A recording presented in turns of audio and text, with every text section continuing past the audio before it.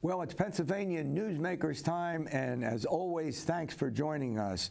Well, funding for, imagine this, 1.7 million Pennsylvania students are in our public schools, and we're going to talk about funding for those schools. But first, if you vote by mail, will your vote count? We'll get to that and more after these words. Welcome to the fast-paced and unrehearsed weekly discussion featuring the leaders who help shape your world. Join us as we address the issues that impact you each and every day. This is Pennsylvania Newsmakers. And now, here's your host, Terry Madonna.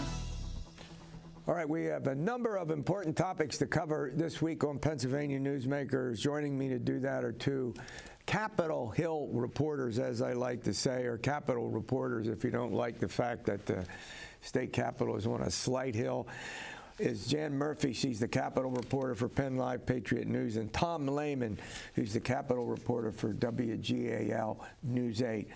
All right, Tom, as you know, there's a big debate about mail-in ballots, a big debate over it. Will the vote count? If you don't do what on the outer envelope? Well, the way that the law is written, you need to date that ballot when you send it in to your county board of election, when you put it in the mail. However, this has been going back and forth in the courts now about whether that actually is legal or whether it's something that is legally enforceable, simply because the counties get the mail ballot. The requirement essentially is that they get it before the close of polls on election day. Sure. And that's the only reason why it should count. Federal Appeals Court, Third Court of Appeals, was looking at this particular issue this week. And what's significant about it is, depending on how things work out, this ruling or whatever comes out of this particular decision could potentially impact Pennsylvania's elections in 2024. Yeah. Certain ballots might count that otherwise would not have counted. And if it goes the other way, a lot of other ballots might not. Jan Murphy, you've been covering elections for a long time. I mean, look, a person's vote is critically important. Because you don't sign an envelope, and remember, when the mail-in ballot gets sent to you, election officials are aware of it. When you return the ballot, they also know that. So why is there such a big deal over a signature on it, and a date, I should say, on an outer envelope? Because it's the law, Terry. Good point. But should that law be changed? Well, that's what's being litigated, and where they go wrong is when they either put their birth date down on that line, because I guess they're thinking, I got to prove that I'm eligible to vote. I don't understand how there can be so much confusion over a date. But yeah, your point is that they had to apply for that ballot. And officials are aware of it. It gets and so. It really is interesting that that's such a stickler, but as Tom said, that it's is it going to change, Tom? Important. Well, I mean, we've already seen some court rulings that sort of indicated that perhaps the issue of, hey, the county board of election got it, you signed it otherwise, saying that it's a legal ballot. What does it matter what the date is on the ballot if you got it wrong? Yeah. But I think it kind of highlights right now this problem that we're seeing in Pennsylvania. Act 77, the mail balloting law, while wide and expansive in terms of how much it expanded mail voting in this state, which was otherwise just absentee prior to this. Now you're talking about a situation where county boards of elections are basically saying, listen, there's all sorts of little nuances about this law, a lot of deadlines and challenges that we have difficulties with, and this date issue is among those issues that we want fixed. Yeah. Well, look, I want to get to the state budget hearings. I'll start with Jan Murphy, but let's go to a break, and we'll get to that after these words coming up. Cast of Pennsylvania Newsmakers is presented by the Pennsylvania Chamber of Business and Industry, the statewide voice of business, and by the Pennsylvania State Education Association, bringing the power of a great education to our schools, our students, and our communities.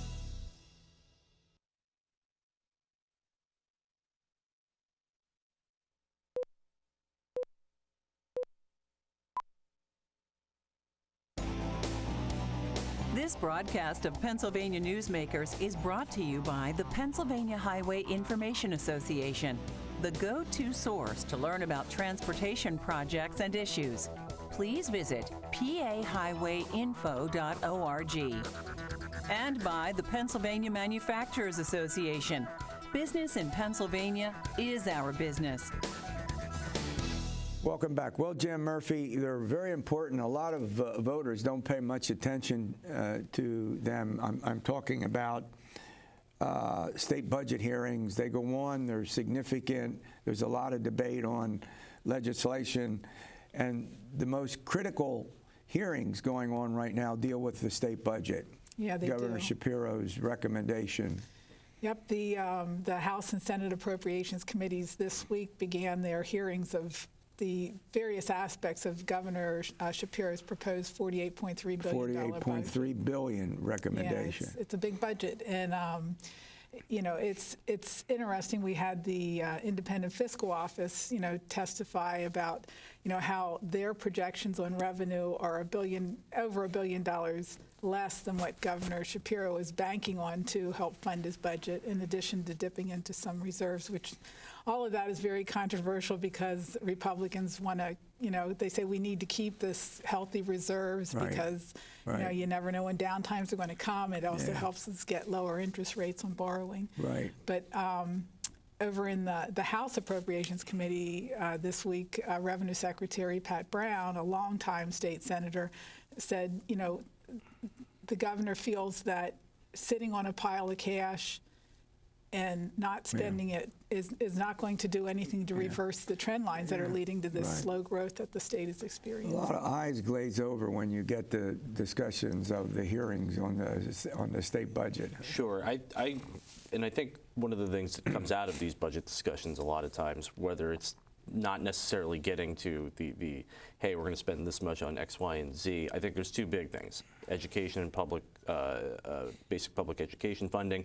How much more money is going to schools to try and address a lawsuit that said the way the state was funding schools was unconstitutional, and then some of the other stuff that's in the budget, some of the more issue-based stuff like minimum wage, whether or not the state legalizes adult-use cannabis.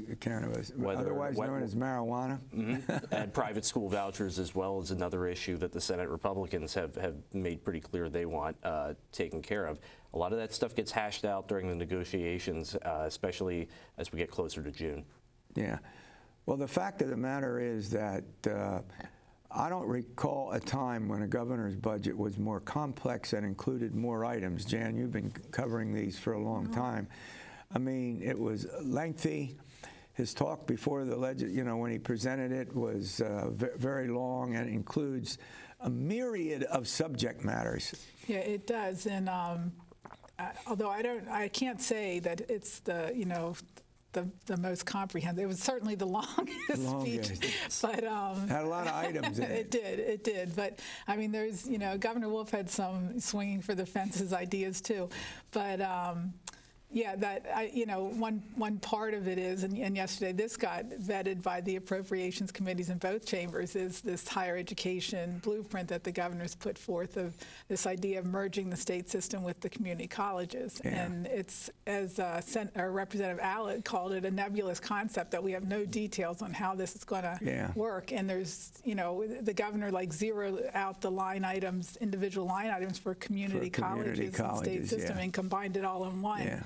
And it's like, how do you accomplish this in 3.5 months? It's a mammoth task, and we don't have any details yet. Great point. I mean, related to that is, the way I put it, keeping college affordable. Is that what the governor's goal happens to be? That's certainly part of his goal. I mean, he's proposing, I believe it's $1,000 tuition and fee cap for students who I believe are coming from households where they're making the median in less than $40,000 a year, I think, income.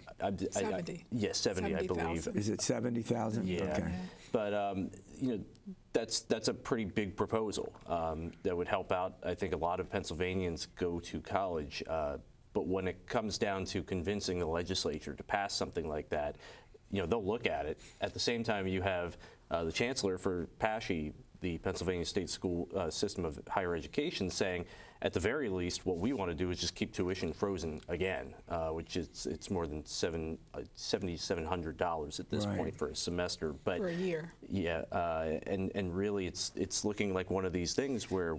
Go ahead, Jim. Well, yesterday, Senate Appropriations Committee Scott Martin said after the hearing that he does see room for consensus on this idea of a lower tuition, but it seems like he wants to have that lower tuition or that tuition discount targeted to, the fields where we're just in dire need of teachers, of nurses, folks in the healthcare professions. And so I think that, we could actually see some movement on that, because keep in mind the Republicans control the Senate, and that's, a chamber that the governor really has to work with. So I thought that that was a little sign of, positive progress there, him saying that he thinks that we can find consensus on that idea. Well, I want to thank you for coming in. This is a very, very important update, and we'll have to see what goes on in the state legislature with the budget and some other important matters. All right, as I indicated in my introduction, imagine this, 1.7 million students in our public schools, and we're going to talk about funding for those schools, which is a major priority for the administration of Governor Josh Shapiro, and we'll get to that in a moment. This broadcast of Pennsylvania Newsmakers is brought to you by Cross-State Credit Union Association. Credit unions, where people are worth more than money. To find a credit union that is right for you, go to ibelong.org.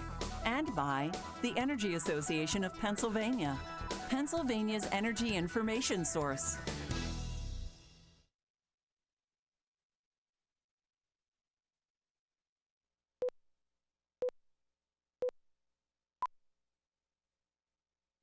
This broadcast of Pennsylvania Newsmakers is brought to you by the Association of Pennsylvania State College and University Faculties, representing the faculty and coaches who are devoted to providing quality public higher education for Pennsylvania's college students.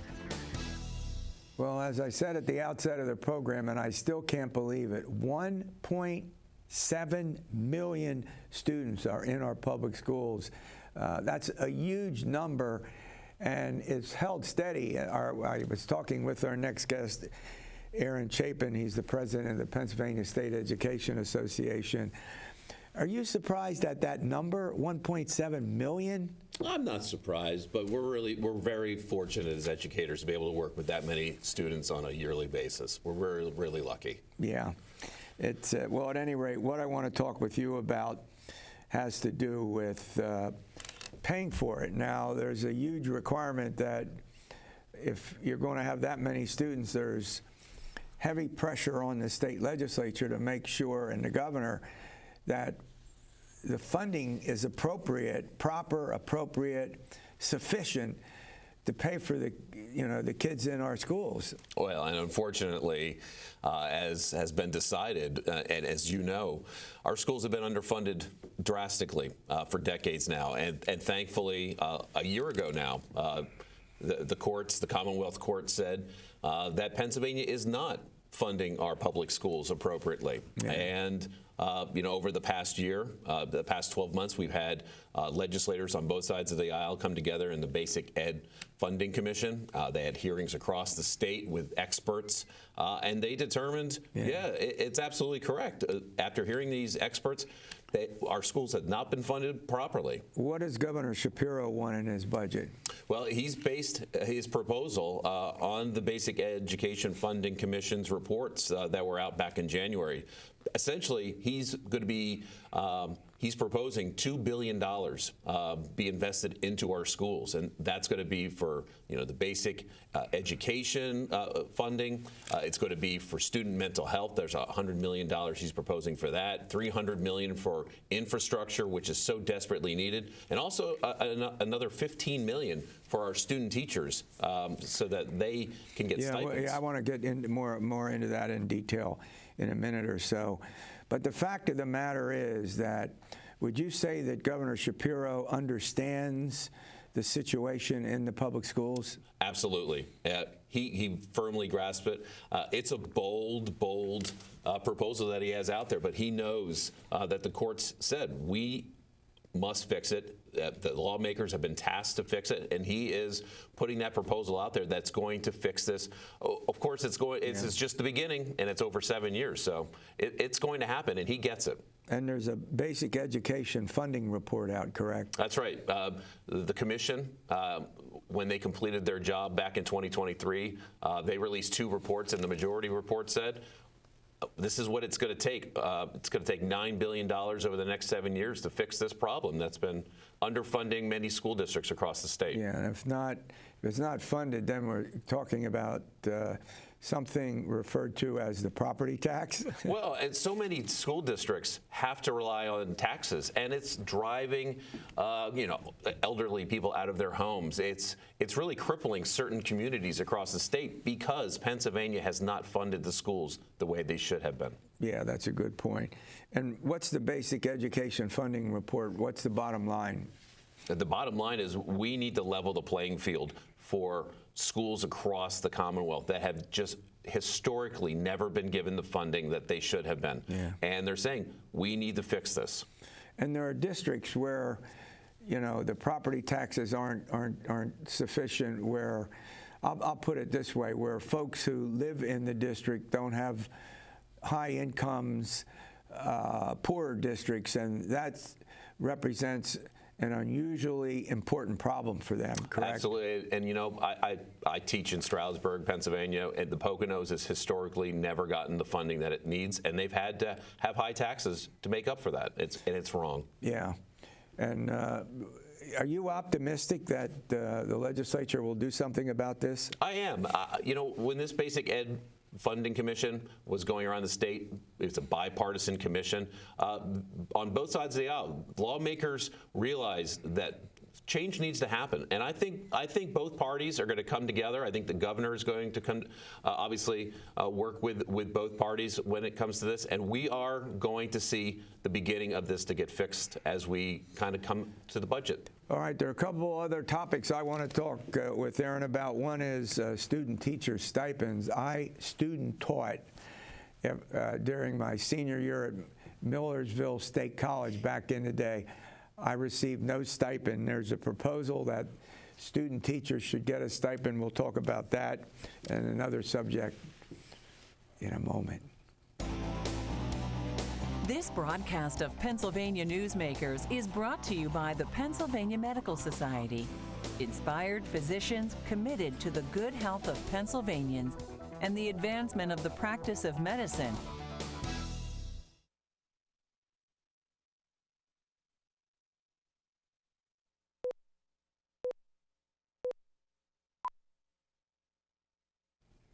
As I said, I student taught and did not get a stipend. Well, there's a proposal moving around in the legislature. Is that correct, Aaron? It actually was part of last year's budget. And it's being re-upped as we go through this budget process. Put succinctly, should student teachers get a stipend? Absolutely. That means get paid. Absolutely. Listen, why? College today is more expensive than ever. And unfortunately, when our aspiring educators have to start their student teaching experience, most universities and colleges say you cannot have a side job. How are they supposed to pay for that semester of college? It's impossible. And it rises up their student loan debts. And so it makes it very unlikely, and it makes it harder for us to have high school students want to go into this profession when they might want to in the first place. It's all about cost right now, and we need to do whatever we can to make it more affordable so that we get the best teachers coming in to our schools these days. What's been the reaction in the legislature? It's been actually receptive. On both sides of the aisle, they see that we need to do something about the educator pipeline, and this is the first step in doing so. And Governor Shapiro has proposed $15 million. It's a great start. It might not be enough for next year for the full 2 semesters, but it's a great first start. Yeah. And if it gets adopted, as you know, then it's just adding money to it, which is typical way the legislature functions. You're absolutely right. I believe it's going to be very successful in attracting more young people into this great profession. Well, while we're talking about money, let's talk about teacher and support staff pay. Oh, yes. How does that stand in our state? Well, we're still fighting very hard for it right now at PSEA. We're trying to make some headway with legislators to see that we need to pay our teachers a starting salary of $60,000. We've got to stay competitive with other professions in the state, but also with other states that surround us. And our support staff, they deserve a living wage that's $20 or more. They can't compete with the other jobs that are out there, and they're so important to our schools. We need to pay them accordingly. That way our kids have the best of the best. Yeah. You spend most of your career as president of the Pennsylvania State Education Association, traveling around and meeting with teachers and administrators and other folks that are involved in education. How would you describe the overall status of public education in our state? I still think it's the best investment and the best thing going on in this state right now. You have great public schools and communities, you've got a great community. And as I travel around, and my fellow officers, we travel around, there's frustration right now, and it's not with the profession. Our colleagues love their jobs. But we definitely need to do something about the teacher and staff shortages that are going on right now, because it's making it very challenging. And we want to give our kids as much as possible. How serious is that problem? Again, the certificates being issued for first-time teachers has drastically dropped off over the last decade by over 65%. We need to do something about it. Well, teacher shortage is huge, and a significant problem that we're going to have to confront, because we're talking about the education, as I said, 1.7 million people in our state. And our kids and deserve their future. That. Yeah, absolutely. And it's the future for our state. Well, that's exactly right, because what we do for our students and our children, it's an investment in our state. Yeah. So overall, how optimistic are you about the program that you've been chatting about? Is the legislature, obviously you and others have made them aware of it. How optimistic are you that the governor and the legislature can get together and help solve this significant problem? I believe that legislators on both sides of the aisle, as well as the governor, grasp just how severe things are right now, and they want to fix the problems as well. They know this is in the best interest of Pennsylvania. Yeah, anytime soon, but it's a complicated problem. It may take a while. I think as we get through June, we're going to find ourselves with a budget going into the summer. I'm optimistic. Well, if it goes on till July and August, I've always said as long as it gets done. They know how important it is. They're going to get the job done. Yeah, that's important. Well, as always, I want to thank you for coming in. Thank you. And please come back and keep us, advise us, report to us about the status. I will absolutely do that. Thank you, Terry. All right, thank you. All right, we will see you. We're preempted next week, but we'll be back the week after that for another edition of Pennsylvania Newsmakers. Thank you.